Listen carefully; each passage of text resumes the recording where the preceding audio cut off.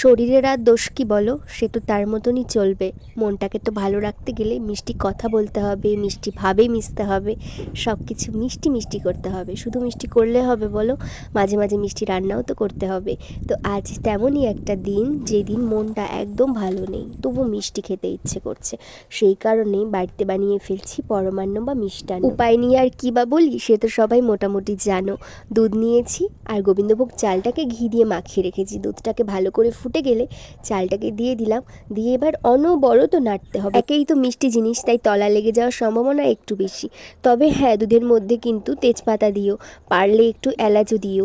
আমি এলাচ আর তেজপাতাটা দিয়েছি, তোমাদের দেখাতে পারি। কাজু বা কিশমিশের প্রতি ভালোবাসা অনেকের অনেক রকম, তাই জন্য সেটার কথা আর বলছি না, যার যেমন ইচ্ছে দিয়ে দিও। এদিকে একটা কড়াইতে একটু ঘি দিয়ে কাজু আর কিশমিশটাকে হালকা একটু নেড়ে নেব, যাতে গন্ধটা দারুণ আসে। এরপর আর কি, চালটা ভালো করে ফুটে গেলে ওর মধ্যে পরিমাণ মতন বাতাসা দিয়ে দিয়েছি।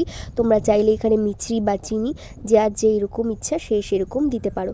আমি ভালো করে দিয়ে যেটাকে ফুটিয়ে নেওয়ার পরে নামানোর একটু আগেই দিয়েছি কাজু আর কিশমিশটা। চলো গাছ থেকে একটা গোলাপ ছিঁড়ে আনি, এর থেকে আর কি ভালো হতে পারে বলো তো। এবার গোলাপটাকে দিয়ে ভালো করে ডেকোরেশন করে নিয়েছি পরমান্ন বা পায়েসটাকে।